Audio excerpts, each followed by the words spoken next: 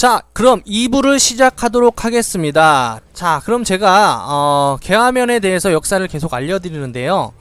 물론 제 말이 다 맞진 않겠지만 저도 최대한 자료를 근거를 해가지고 말씀을 드리고 분석을 해드리는 겁니다. 그리고 오늘 이렇게 말씀을 드리는 이유가, 가장 큰 이유가 뭐냐면요, 이곳은 간척 사업을 했어요. 이런데도, 이런데까지. 자, 간척 사업을 했기 때문에 집안이 연약하다, 자, 연약 집안이다, 이렇게 말씀을 드리고 싶어요. 자, 연약 집안이 무슨 상관이 있느냐라고 말씀해 주실 수 있는데요. 연약 집안을 공사를 하려면 돈이 많이 들어요. 톡 까놓고 얘기하면 돈이 많이 듭니다. 예, 그래서 말씀을 드리는 거예요. 자, 한번 연약 집안은, 이렇게 연약 집안은 앞으로도 연약 집안이다 라고 보셔야 돼요. 지금 다 건축이 되어 있고, 이런데 창북리나 이런데 우리가 도시가 어느 정도 형성이 되어 있는데 사람들이 살고 있는 곳은 연약 집안이 아니었던 거죠. 연약 집안은 이렇게 우량 농지로 아직까지도 남아 있다. 이런데도 마찬가지로. 예. 그래서 그런 거예요. 왜냐하면 연약 집안에 건축하기가 어려우니까 그런 거죠. 물론 기술의 발달이 되었죠. 그렇죠. 시간이 흘렀죠. 그런데 한번 연약 집안은 영원한 연약 집안이다 라는 게 제 생각입니다. 근데 개발은 할 수 있겠죠. 그러면 그 연약 집안도 건축을 할 수 있다라고 말씀할 수 있는데, 제 유튜브를 보시는 분들 중에 건축 관련 일을 하고 계시는 분들은 아실 겁니다. 예, 연약 집안은 돈이 많이 듭니다. 설계를 다시 해야 되고요, 시공을 다시 해야 돼요. 그리고 요즘은 내진 설계 의무가 있습니다. 고층 건물로 갈수록. 그렇죠. 제가 말씀을 드리고 싶은 거는요, 연약 집안은 우리가 1, 2층을 지을 수 있는 게 아니라 최소 5층 이상 올려야 될 거 아니에요. 뭐가 건축이 되거나 한다면, 빌딩이 올라간다면, 그걸 말씀을 드린 거예요. 그러려면 내진 설계도 잘해야 되고 어떤 기초 공사를 잘해야 된다. 그만큼 돈이 많이 든다.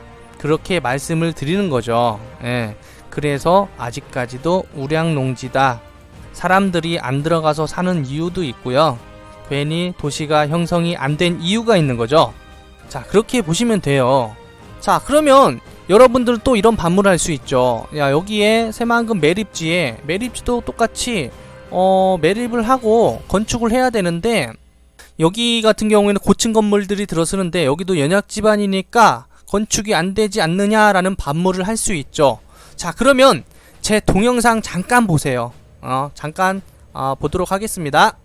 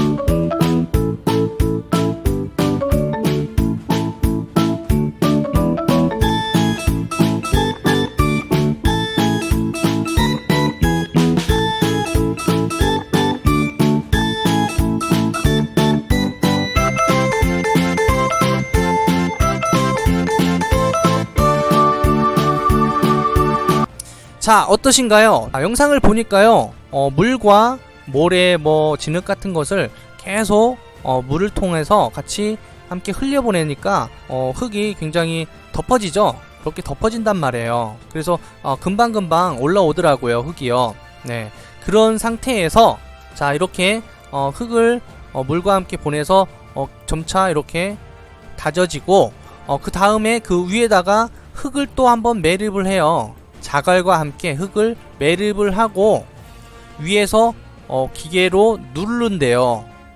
눌러버리면 이게 이런 것들이 짜부가 되죠. 이렇게 눌러버린대요. 그러면은 여기에 또 물이 고인대요. 이 안에. 그러면 파이프 같은 것들을 이렇게 꽂아서 또 물을 뽑아내요. 이렇게. 이런 공법이더라고. 이게 파이프라인 공법인지 뭔지 모르겠는데 정확한 건 이쪽 관련하시는 분들은 아실 거예요. 저한테 이 공법이 뭔지 시공 공법이 뭔지 댓글 한번 달아주시기 바라겠습니다. 네. 그렇게 해서 이게 딱딱해진대요. 예, 오히려 진흙하고 섞이면 이게 누르면 누를수록 딱딱해진다고 하더라고요. 네. 위에 성토를 하고 자갈하고 함께 롤러 같은 걸로 누르겠죠. 이렇게 눌러버리면 이게 짜부가 되면서 이쪽도 짜부가 되고 물이 또 발생이 되죠. 이게 물이 어디 갈 데가 없으니까. 그러면은 파이프를 넣어서 흡임제인가 뭐 있어요. 그걸 갖다가 또 퍼올리는 거예요. 근데 문제는 예전에 기사 보니까요, 매립지에 건축한 것들이 문제가 많이 발생이 됐다, 균열이 많이 발생이 됐다라고 나오더라고요. 근데 그게 문제가 된 이유가 있대요. 네, 이거를 압력을 해서 눌러야 되는데 이게 누르다 말았다는 거죠. 핵심은 누르는 거라고 하더라고요. 이렇게 하고서 눌러내고 뽑아내고 요거를 잘해야 되는데, 요거를 누르는 작업을 다짐이라고 하죠. 다짐을 잘못했기 때문에, 예를 들어서 매립지 같은 경우에 건축을 했을 때 균열이 가는 이유는 이런 다짐을 잘 못했기 때문이다 라고 얘기가 나오더라고요. 거기서 보니까 요거만 잘하면 오히려 여기가 더 건축하기가 좋다라고 볼 수 있다는 거죠. 그래서 여기랑 이야기가 다르다는 거죠. 그걸 말씀을 드리고 싶은 거예요. 여기랑 여기랑은 내용이 다른 거죠. 여기도 마찬가지로 그런 형식으로 한다라고 하면 여기도 되겠죠. 근데 우선은 현재 제가 봤을 때는 이런 데는 사실 개발하기가 어렵지 않나. 물론 시간은 흘렀어요. 물론 시간은 흘렀는데 여기는 당연히 안 될 테고, 여기까지 아까 보니까 물이 여기까지 이렇게 들어왔었죠. 그런데 일제시대 때는 더 들어왔다는 거죠. 여기까지 다 들어왔다는 거예요. 이런 데가 집안이 단단한 데고, 이런 데는 연약 집안, 이런 데도 연약 집안. 자, 그래서 제가 연약 집안에 건축하기가 좀 어렵다, 돈이 많이 든다라고 말씀을 드린 거예요. 그래서 도시가 형성되기는 좀 무리지 않나. 도시지역으로 찍혀 있지만, 자, 도시지역으로 찍혀 있다. 제가 도시지역에 대해서 또 말씀을 드릴게요.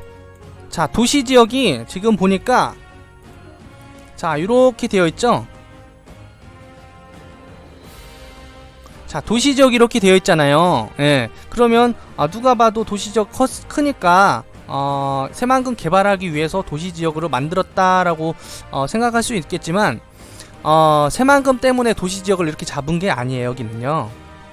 잘못 알고 계시는 거고, 새만금 개발하기 이전에 박정희 대통령께서 예전에 도시지역으로 이렇게 잡아놓은 것 뿐이에요. 그런 것이지, 새만금 사업 때문에 도시지역으로 이렇게 만들어진 게 아니고, 그 전에 박정희 대통령이 예전에 도시를 정비를 할 때 만들어 놓은 거다, 이렇게 보시면 돼요. 새만금 때문에 도시지역으로 이렇게 찍어 놓은 건 아니다라고 말씀을 드리고 싶어요. 잘못된 거고요. 그래서 제가 계속 말씀을 드렸던 게 연약지반이냐 아니냐, 요거를 조금 말씀을 많이 드렸어요. 연약지반은 돈이 많이 든다. 실제로 제가 건축하시는 분들 많이 봤는데요. 예를 들어서 한 3층 정도 규모의 짓는데 땅을 파고 이렇게 보니까 연약지반이라는 거죠. 설계를 다시 하고 시공을 다시 하겠죠. 자, 그러니까 3억이라는 돈이 그냥 들어가더라고요. 그거 하나 만드는데 별로 높지도 않았어요. 크지도 않았어요. 근데 3억이 들어가더라고요. 그래서 이거는 장난이 아니구나.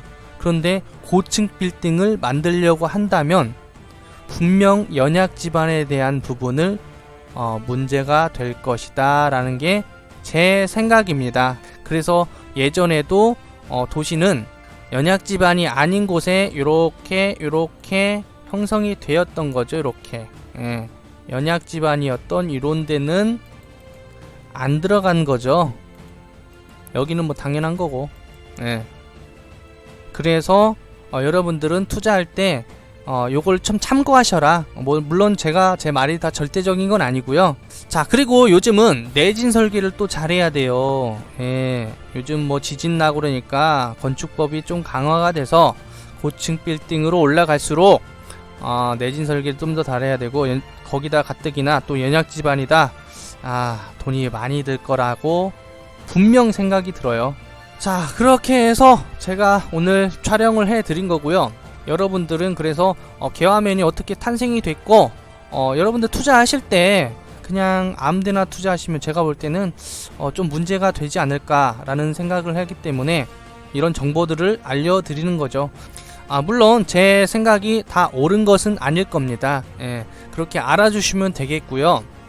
자, 그리고 마지막으로 제가 그래서 하서면을 계속 말씀을 드렸던 게, 하서면은 연약 지반이 많진 않아요. 그렇기 때문에 하서면을 또 잘 봐야 되고, 그리고 인접지를 개발을 하겠다 부안해서 그렇게 계획에 잡혀 있어요. 그래서 핵심은 계획이 잡혀 있다는 게 핵심입니다. 그렇게 알아주시면 되겠고요. 자, 그리고 제가 시간이 되면 철도 계획에 대해서 알려드릴게요. 자, 부안에서 새만금으로 들어가는 철도 계획을 제가 또 자료가 있죠. 예전에 전라북도에서 용역을 줬던 자료가 있어요. 그거를 갖고서 좀 얘기를 좀 해볼게요. 자, 많은 분들이 신태인에서 이렇게 해서 부안으로 해서 뭐 이렇게 가느니, 이렇게 해서 이렇게 가느니, 이런 얘기가 많이 있었죠. 많이 떠돌았죠. 그렇기 때문에 요 내용하고 제가 생각하는 내용들, 그리고 용역이 나온 얘기들을 해보도록 하겠습니다. 제가 또 그런 자료들 갖고 있죠. 저는 자료, 근거를 갖고서 말씀을 드리지 그냥 말로 말씀을 드리지 않습니다. 가장 중요한 건 근거가 있어야 돼요. 근거 없이 말했다간 큰일 나죠. 자, 그렇게 아시면 되겠고요. 자, 그리고 구독자 500회가 된 기념으로 오늘 녹화를 해드렸고요. 다음 시간에는 더 알찬 내용으로 찾아뵙도록 하겠습니다. 자, 마지막으로 좋아요, 구독 부탁드리겠습니다. 고맙습니다.